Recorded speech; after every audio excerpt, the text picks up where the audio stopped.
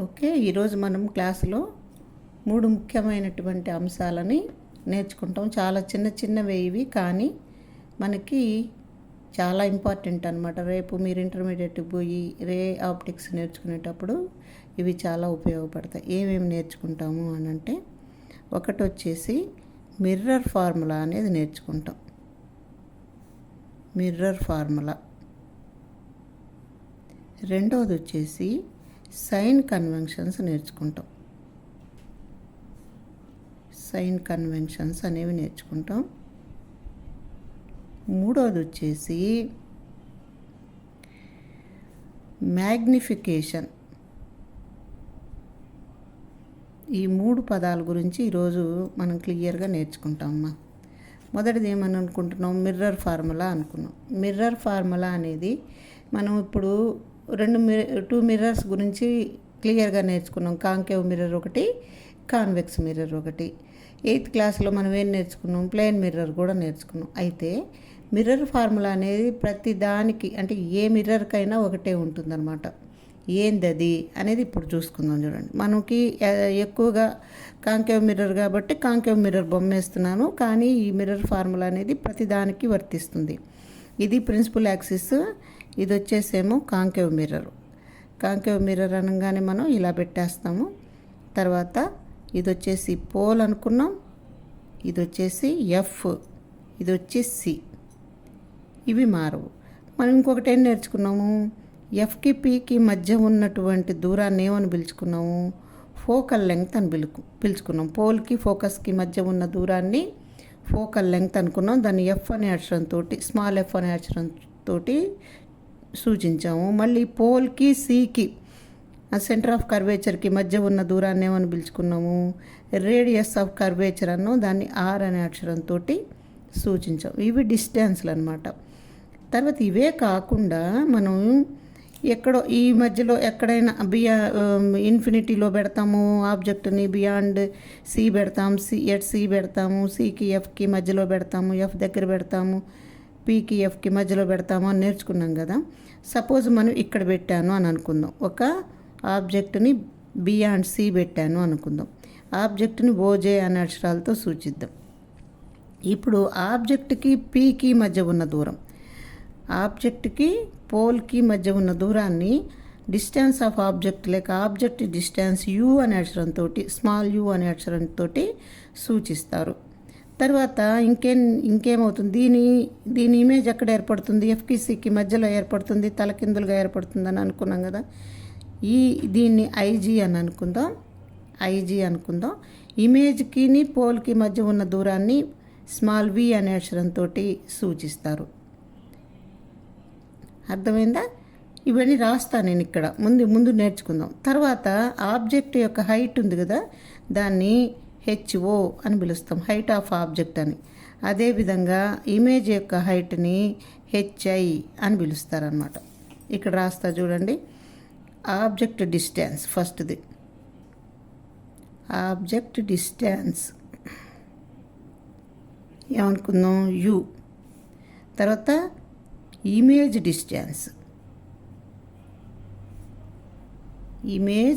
Distance, V, small V అమ్మ, small V. Focal length,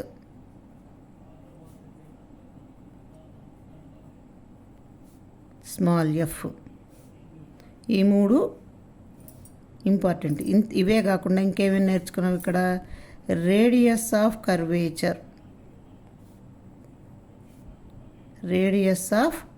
curvature ఏందది?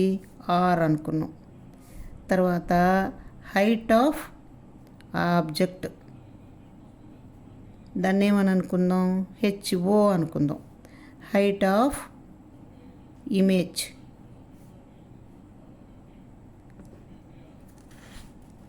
ఏమనుకుందాం? దాన్ని హెచ్ఐ అనుకుందాం. ఇవి మనం నేర్చుకున్నటువంటి పదాలు. మళ్ళీ చెప్తున్నా చూడండి. ఆబ్జెక్ట్ డిస్టెన్స్ అంటే పోల్కి ఆబ్జెక్ట్కి మధ్య ఉన్న దూరం. ఇమేజ్ డిస్టెన్స్ అంటే పోల్కి ఇమేజ్కి మధ్య ఉన్న దూరం.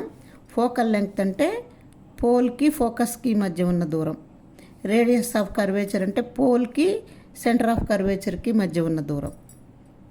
మీరు గమనిస్తే ఈ దూరాలన్నీ కూడా దేన్ని బేస్ చేసుకొని కొలుస్తున్నాం? పోల్ని బేస్ చేసుకొని కొలుస్తున్నాం. అంటే ఇక్కడ పోల్ అనేది చాలా చాలా ఇంపార్టెంట్. తర్వాత చూడండి, ఈ మూడింటిని యూజ్ చేసుకొని దేన్ని ఆబ్జెక్ట్ డిస్టెన్స్ని, ఇమేజ్ డిస్టెన్స్ని, ఫోకల్ లెంగ్త్ని, ఈ మూడింటిని యూజ్ చేసుకొని 1/f is equal to 1/v plus 1/u అనే ఫార్ములాని రాసుకుంటాం అన్నమాట. దీన్ని ఏమని పిలుస్తామంటే మిర్రర్ ఫార్ములా అని పిలుచుకుంటాం. ఈ మిర్రర్ ఫార్ములా డెరివేషన్ మనకి ఈ 10th క్లాస్ లెవెల్లో లేదు. జస్ట్ ఫార్ములా మాత్రమే నేర్చుకోండి, జాగ్రత్తగా నేర్చుకోండి. 1/f is equal to 1/v plus 1/u. ఈ ప్లస్ అనేది చాలా ఇంపార్టెంట్ మిర్రర్ ఫార్ములాకి. ఎందుకంటే రేపు లెన్స్ వచ్చినప్పుడు అక్కడ మైనస్ రాస్తాం, ఇక్కడ ప్లస్ అనమాట. 1/f is equal to 1/v plus 1/u అనేది mirror formula. A mirror formula? మనం కాంకేవ్ తీసుకున్నాం కదా మేడం, కాంకేవ్కైనా అంటే కాదు, ఏ మిర్రర్కైనా, ఏది మనం కాన్వెక్స్ మిర్రర్కైనా ఇదే ఫార్ములా, ప్లేన్ మిర్రర్కైనా కూడా ఇదే ఫార్ములా. మొదటిది అయిపోయిందా? మిర్రర్ ఫార్ములా నేర్చుకున్నామా? ఇప్పుడు సైన్ కన్వెన్షన్స్ చాలా చాలా ఇంపార్టెంట్ అమ్మా. సైన్ కన్వెన్షన్స్ చెప్పడానికి ముందు మనం మ్యాగ్నిఫికేషన్ అంటే ఏందో నేర్చుకుందాం. అంటే మ్యాగ్నిఫికేషన్ ఎందుకు చెప్తాను అంటే సైన్ కన్వెన్షన్స్ మ్యాగ్నిఫికేషన్కి కూడా వస్తాయి కాబట్టి ముందు మ్యాగ్నిఫికేషన్ చెప్పుకుందాం. మ్యాగ్నిఫికేషన్ అంటే ఏంటంటే ఒక ఇమేజ్ యొక్క సైజుని మనం కంపేర్ చేయడాన్ని మ్యాగ్నిఫికేషన్ అనొచ్చు. దేంతో కంపేర్ చేస్తాము? ఆబ్జెక్ట్ హైట్ తోటి కంపేర్ చేస్తాం. ఇమేజ్ హైట్ని ఆబ్జెక్ట్ హైట్ తోటి కంపేర్ చేయడాన్ని మనం ఏమని పిలుస్తామంటే మ్యాగ్నిఫికేషన్ అంటాం. దాన్ని ఎలా చెప్తామంటే the ratio of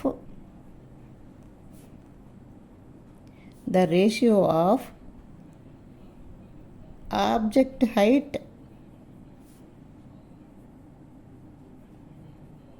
and image height is called magnification. ఇప్పుడు మనం ప్లేన్ మిర్రర్ తీసుకుందాం. ప్లేన్ మిర్రర్లో మనం ఏం నేర్చుకున్నామంటే ఆబ్జెక్ట్ ఎంత ఎత్తుంటుందో ఇమేజ్ కూడా అంతే ఎత్తుంటుంది అని నేర్చుకున్నాం కదా. అంటే రేషియో అంటే ఎలా రాస్తాము? దీన్ని స్మాల్ ఎమ్ అనే అక్షరంతో సూచించి ఎమ్ ఈజ్ ఈక్వల్ టు HI/HO అని రాస్తాం. HI/HO లేదా V/U అని కూడా రాస్తుంటారు. అంటే మనం ఇది కొలవలేని స్థితిలో దీన్ని కొలుచుకోవచ్చు అని, దీన్ని యూజ్ చేసుకోవచ్చు అనమాట. HI/HO అన్నప్పుడు HI అదే ఎత్తులో ఉంది, HO కూడా అదే ఎత్తులో ఉన్నప్పుడు M ఈజ్ ఈక్వల్ టు ఎంత ఉంటుంది చెప్పండి? 1 ఉంటుంది. M ఈజ్ ఈక్వల్ టు 1 ఉంటుంది అనమాట. M ఈజ్ ఈక్వల్ టు 1 ఉంది అని అనగానే మనం ఏమని అనుకోవాలంటే ఇమేజ్ ఆబ్జెక్ట్ ఎంత ఎత్తుందో ఇమేజ్ కూడా అంతే సైజులో ఉంటుంది అని అనుకోవాలి. ఇదే సీన్ మనకి ఎక్కడొస్తుంది చెప్పండి? కాంకేవ్ మిర్రర్లో మనం ఆబ్జెక్ట్ని C దగ్గర పెట్టినప్పుడు మళ్ళా ఆ ఇమేజ్ ఎక్కడ ఏర్పడుతుంది? C దగ్గరే అదే సైజులో ఏర్పడుతుంది అని అనుకున్నాం కదా. అదే సైజులో ఏర్పడుతుంది అని అనుకున్నాం కదా. అంటే ఏమని? మ్యాగ్నిఫికేషన్ 1 అనమాట. 1 అయితే ఇప్పుడు వస్తువు అంటే మనం తీసుకున్నటువంటి ఆబ్జెక్ట్ కన్నా ఇమేజ్ చిన్నదిగా ఏర్పడింది అనుకో, అప్పుడు M ఈజ్ ఈక్వల్ టు <<1గా ఉంటుంది. Image is equal to <1. M is equal to <1 అనగానే మనం ఏమని అనుకోవాలి? ఇది ఆబ్జెక్ట్ కన్నా చిన్న ఇమేజ్. అదే M ఈజ్ ఈక్వల్ టు <1 అనుకోండి. M ఈజ్ ఈక్వల్ టు <1 అంటే అర్థం ఏమని? ఏర్పడిన ఇమేజ్ వస్తువు కంటే కూడా పెద్దదిగా ఏర్పడింది అని అర్థం. అంటే M ఈజ్ ఈక్వల్ టు 1 అన్నప్పుడు అది ఏ సైజులో ఉందో, వస్తువు ఏ సైజులో ఉంది, ఇమేజ్ కూడా అదే సైజులో ఏర్పడింది అని అర్థం. M ఈజ్ ఈక్వల్ టు <1 అనుకో, అంటే వస్తువు కన్నా చిన్నదిగా ఏర్పడింది అని అర్థం. M ఈజ్ ఈక్వల్ టు <1 అనుకోండి, వస్తువు కన్నా కూడా పెద్దదిగా ఏర్పడింది అని అర్థం. ఇది ఒకటి. ఇప్పుడు సైన్ కన్వెన్షన్స్ నేర్చుకుందాం. అది తలకిందులుగా ఏర్పడిందా లేకపోతే నిటారుగా ఏర్పడిందా అనేది గుర్తుల ద్వారా చెప్తాం అన్నమాట మనం. ఇప్పుడు సైన్ కన్వెన్షన్స్ అంటే ఏందో నేర్చుకుందాం చూడండి. సైన్ కన్వెన్షన్స్ అంటే ఏంది అని అంటే ఇక్కడ మళ్ళీ కూడా ఒక కాంకేవ్ మిర్రర్ వేస్తాను, కాన్వెక్స్ మిర్రర్ రెండు వేసుకొని చూద్దాం. ఇది కాంకేవ్ మిర్రర్, ఇది ఎల్హెచ్ఎస్ అమ్మ, ఇది ఆర్హెచ్ఎస్. అంటే ఎప్పుడు కూడా మనం ఏం నేర్చుకున్నామంటే ఎల్హెచ్ఎస్ వైపు మిర్రర్ ఉండేటట్టు పెట్టుకోండి అని చెప్పుకున్నాం కదా. అది ఎందుకు అనేది ఇప్పుడు మీకు అర్థమవుతుంది. ఇప్పుడు మనం ఇంకొకటి కూడా నేర్చుకున్నాం చిన్నతనంలో, నెంబర్ లైన్ అనేది ఒకటి నేర్చుకొని వచ్చాం. గుర్తున్నదా మీకు? నెంబర్ లైన్ అనేది నేర్చుకున్నాం. మధ్యలో ఏముంటుంది? 0 ఉంటుంది. 0కి ఆర్హెచ్ఎస్ అంటే రైట్ హ్యాండ్ సైడ్ అన్నీ కూడా పాజిటివ్ వాల్యూస్ ఉంటాయి కదా, పాజిటివ్ వాల్యూస్ ఉంటాయి. అదేవిధంగా ఎల్హెచ్ఎస్ వైపు ఏముంటాయి చెప్పండి? నెగటివ్ వాల్యూస్ ఉంటాయి. ఈ ఈ ఆర్హెచ్ఎస్ పాజిటివ్ వాల్యూస్ ఉంటాయి, ఎల్హెచ్ఎస్ నెగటివ్ వాల్యూస్ ఉంటాయి. అదేవిధంగా మనం ఇటు చూసుకున్నప్పుడు పైకేమో ప్లస్ వాల్యూస్ ఉంటాయి, క్రిందికి పోయేటప్పుడు మైనస్ వాల్యూస్ ఉంటాయి అని మనం నెంబర్ లైన్ గ్రాఫ్ రాసేటప్పుడు కానీ నెంబర్ లైన్ రాసేటప్పుడు కానీ నేర్చుకొని ఉన్నాం కదా. అదేవిధంగా ఇక్కడ కూడా ఏమని అనుకుందాం, పోల్ అనేది ఒక మెయిన్ పాయింట్గా తీసుకున్నాం. అంటే 0 కింద తీసుకోండి. పీకి అంటే పోల్కి రైట్ హ్యాండ్ సైడ్ అన్నీ కూడా పాజిటివ్ వాల్యూస్ తీసుకోవాలన్నమాట, ప్లస్లుగా తీసుకోవాలి. అదేవిధంగా పీకి ఎల్హెచ్ఎస్ వైపు అన్నీ కూడా నెగటివ్ వాల్యూస్గా తీసుకోవాలి. అదేవిధంగా పోల్కి పైకి అనుకోండి ప్లస్గా తీసుకోవాలి, అదేవిధంగా కిందకి మైనస్గా తీసుకోవాలి. కాంకేవ్ మిర్రర్ అయినా అంతే, కాన్వెక్స్ మిర్రర్ అయినా ఇక్కడ నెగటివ్గా తీసుకుంటాం ఎల్హెచ్ఎస్, ఆర్హెచ్ఎస్ అయితే కనుక పాజిటివ్గా తీసుకుంటాం. అదేవిధంగా పైకి అయితే కనుక ప్లస్ తీసుకుంటాము, క్రిందకి మైనస్ తీసుకుంటాము. ఇప్పుడు చెప్తున్నా చూడండి, మళ్ళీ ఒక్కొక్క బొమ్మ వేసుకుంటూ చూద్దాం. నేనేం చేస్తానంటే మనకి ఇక్కడ కాంకేవ్ మిర్రర్ అనగానే మనకి 2 రకాల ఇమేజెస్ ఏర్పడతాయి. వర్చువల్ ఏర్పడుతుంది, అదేవిధంగా రియల్ ఇమేజ్ ఏర్పడుతుంది. 2 ఏర్పడతాయి కాంకేవ్లో. అదే కాన్వెక్స్ మిర్రర్లో తీసుకుంటే ఓన్లీ వర్చువల్లే ఏర్పడుతుంది. ఇప్పుడు కాంకేవ్ మిర్రర్లో రియల్ ఇమేజ్ ఏర్పడినప్పుడు సైన్ కన్వెన్షన్స్ ఎలా ఉంటాయి, అదే వర్చువల్ ఏర్పడినప్పుడు ఎలా ఉంటాయి అనేది తెలుసుకుందాం. చూడండి, ఇప్పుడు కాంకేవ్ మిర్రర్ తీసుకుంటున్నాను. కాంకేవ్ మిర్రర్లు 2 తీసుకుందాం. ఇదొక కాంకేవ్ మిర్రర్, ఇదొక కాంకేవ్ మిర్రర్. ఎందుకు అంటే ఒకటి రియల్ ఇమేజ్ ఏర్పడేది రాద్దాము, ఒకటి వచ్చి వర్చువల్ ఇమేజ్ ఏర్పడేది రాద్దాం. సరే, ఇది పి, ఇది ఎఫ్, ఇది సి. యాజ్ యూజువల్ మనకు తెలిసింది, రోజు చెప్పుకుంటున్నాం కాబట్టి బాగా అర్థమైపోయి ఉంటుంది. ఇప్పుడు సపోజ్ మనం ఎక్కడ తీసుకుందాం, ఇన్ఫినిటీలో తీసుకున్నా, బియాండ్ సి తీసుకున్నా, ఎట్ సి తీసుకున్నా, సికి ఎఫ్కి మధ్య తీసుకున్నా నీకు ఏర్పడేది ఏది? రియల్ ఇమేజే. కాబట్టి మనకి ఇది ప్రస్తుతం ఇక్కడ తీసుకుంటున్నాను నేను. దీని ఇమేజ్ ఎక్కడ ఏర్పడింది? ఇక్కడ ఏర్పడింది కదా. ఇప్పుడు చూడండి, మనం ఇందాకేమనుకుంది, దీన్ని ఓజే అని పేరు పెట్టుకోండి, ఆబ్జెక్ట్ అని. దీన్ని ఐజీ అని పెట్టుకుందాం, ఇమేజ్ అని. ఇది ఎఫ్ కదమ్మా, ఇది ఎఫ్. ఇప్పుడు చూద్దాం ఎటు గొలవాలని అని చెప్పాను నేను. పీ నుంచి గొలుచుకోవాలి, ఇటువైపు గొలుచుకోవాలి ఇవి కదా, ఇటువైపు గొలుచుకోవాలి. ఇటువైపు గొలుచుకున్నప్పుడు ఎల్హెచ్ఎస్ వైపు ఎలాంటి వాల్యూస్ తీసుకోమన్నాను నేను? నెగటివ్ వాల్యూస్ తీసుకోమన్నా. అంటే ఇది -f అవుతుందన్నమాట. అర్థమైందా? అదేవిధంగా ఆబ్జెక్ట్ డిస్టెన్స్ చూడండి, ఇటే కదా కొలుచుకుంటాం, అంటే -u. ఇదేమవుతుంది చెప్పండి? -v. అంటే ఆబ్జెక్ట్ డిస్టెన్స్ కానీ, ఇమేజ్ డిస్టెన్స్ కానీ, ఫోకల్ లెంగ్త్ కానీ 3 మనకి రియల్ ఇమేజ్ కాంకేవ్ మిర్రర్లో తీసుకునేటప్పుడు అన్నీ మైనస్ వాల్యూల్లోనే ఉంటాయి. ఇంకా ఈ హైట్ తీసుకుందాం, హెచ్ఓ. ఎప్పుడు కూడా ఏం చెప్పాను నేను? పైకి తీసుకునేటప్పుడు ప్లస్ తీసుకోవాలన్నాను కదా. ఆబ్జెక్ట్ హైట్ ఏమో ప్లస్గా ఉంటుంది, ఇమేజ్ హైట్ ఎలా ఉంటుంది? మైనస్గా ఉంటుంది. ఇక్కడ రాద్దామా? ఇక్కడ రాద్దాం చూడండి. ఆబ్జెక్ట్ డిస్టెన్స్ ఎట్టుంటుంది? -u, ఇమేజ్ డిస్టెన్స్ కూడా -v, ఫోకల్ లెంగ్త్ కూడా -f, హైట్ ఆఫ్ ఆబ్జెక్ట్ వచ్చేమో ప్లస్, హైట్ ఆఫ్ ఇమేజ్ వచ్చేమో మైనస్. ఇప్పుడు నేనేం చేస్తానంటే రెండోది తీసుకుందాం చూడండి. పిఎఫ్సి అన్నాం కదా, ఇప్పుడు ఇక్కడ పెడుతున్నాను ఆబ్జెక్ట్ని. ఇక్కడ పెట్టినప్పుడు దాని ఇమేజ్ ఎక్కడ ఏర్పడుతుంది? Back side of the mirror ఇక్కడ ఏర్పడుతుంది. వర్చువల్ ఇమేజ్ ఇది కదా. ఇప్పుడు చూస్తున్నా చూడండి, focal length -a, you -a, కానీ వి వచ్చేసరికి ఎట్టుంటుంది చెప్పండి? ఇటుకు తీసుకుంటాం, RHS అట్టు తీసుకుంటున్నాం కాబట్టి +v.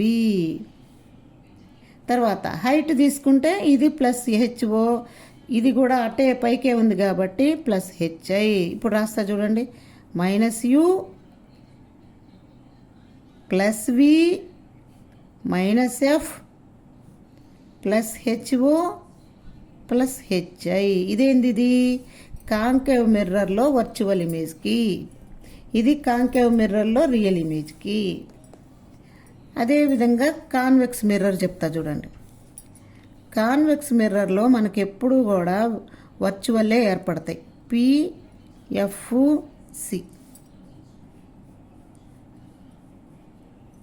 కదా. ఎక్కడున్నా సరే, సపోజ్ ఎక్కడున్నా సరే నీకు బొమ్మ ఎక్కడ ఏర్పడుతుంది అనుకున్నాం? ఇక్కడ ఏర్పడుతుంది చిన్నదిగా కదా. ఇప్పుడు చూడండి, ఈ ఏం రాస్తాం? యూ కదా. You -u +f +v 2 HO +a HIE +a కదా. ఇక్కడ రాస్తా చూడండి, -u +v +f +HO +HI.